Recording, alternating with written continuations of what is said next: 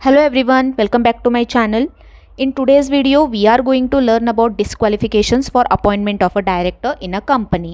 ठीक है, which comes under section 164 of Companies Act 2013. A person shall not be eligible for appointment as a director of a company if he suffers from any of the disqualifications mentioned below. ठीक है, section 164 के under कुछ डिस्क्वालिफिकेशंस है.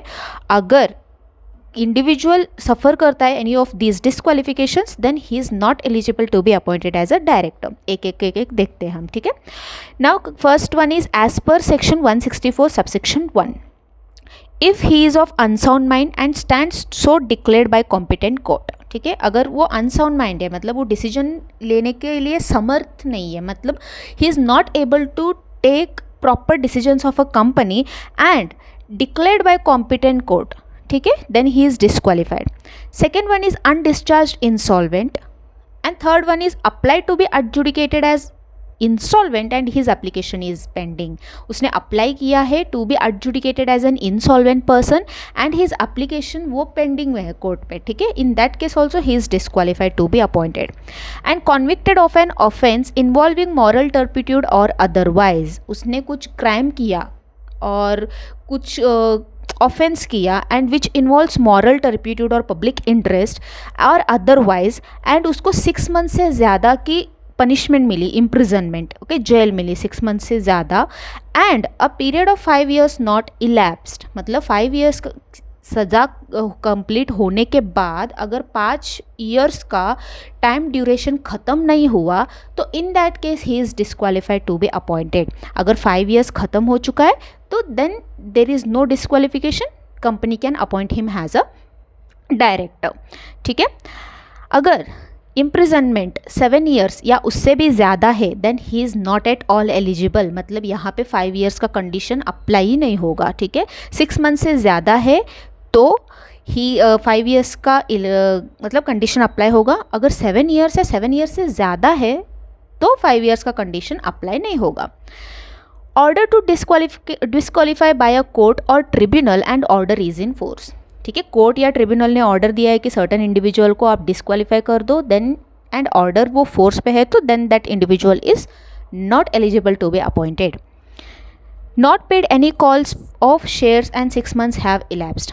अगर उसके पास कुछ shares है इधर इंडिविजुअली और जॉइंटली उसने होल्ड किया है एंड कॉल मनी उसने पे नहीं किया एंड जो पेमेंट ड्यू डेट था उसके बाद 6 months का अगर ड्यूरेशन लैप्स हुआ है तो in that case also he is not eligible to be appointed as a director. Convicted of the offence dealing with related party transactions any time during the last preceding 5 years. Last preceding 5 years में अगर उसने कुछ offence किया है related party transactions का then he is not eligible to be appointed as a director.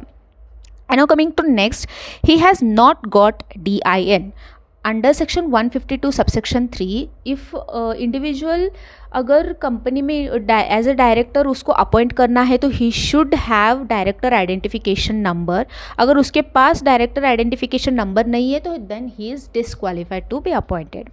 And not complied with section 165 subsection 1 relating to holding of specified number of directorship. Section 165 subsection 1 deals with specified number of directorship. अगर वो comply नहीं करता section 165 subsection 1 then he is disqualified to be appointed as a director.